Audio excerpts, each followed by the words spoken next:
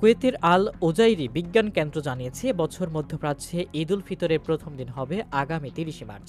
ওই দিন ইসলামের প্রাণকেন্দ্রে সৌদি আরব এবং কুয়েতে আকাশে চাঁদটি মাত্র ৮ মিনিট থাকবে।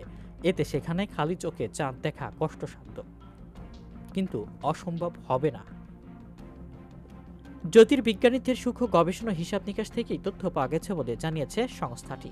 তারা বলছে, আগামী ২৯ মার্চ শনিবার দুপুর ১টা ৫৭ মিনিটে ১৪৪৬ হিজরি সনের শাওয়াল মাসের চাঁদ উঠবে, কিন্তু দক্ষিণ পূর্ব এশিয়ার কিছু ইসলামিক দেশে সূর্যোদয়ের আগেই চাঁদটি অস্ত যাবে।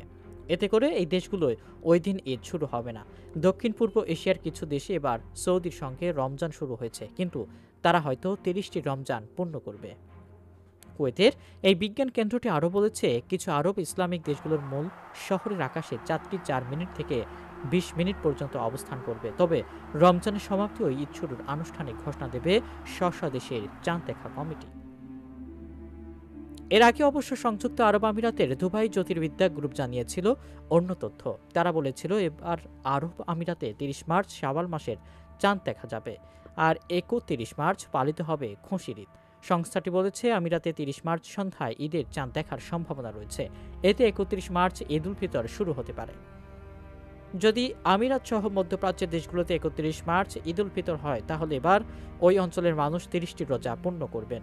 মধ্যপ্রাচ্যে গত ২৮ ফেব্রুয়ারি সন্ধ্যায় পবিত্র রমজান মাসে চাঁদ দেখা যায়। এরপর ১ মার্চ, পহেলা মার্চ থেকে সেখানে শুরু হয় পবিত্র মহিমান্বিত এ মাস।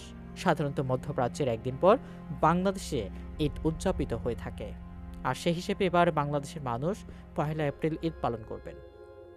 আর আমিরাত সৌদি আরবে যদি ২৯ মার্চ চাঁদ দেখা যায়, তাহলে এর পরের দিন বাংলাদেশ সহ দক্ষিণ এশিয়ার দেশগুলোতে চাঁদ দেখার সম্ভাবনা বেড়ে যাবে।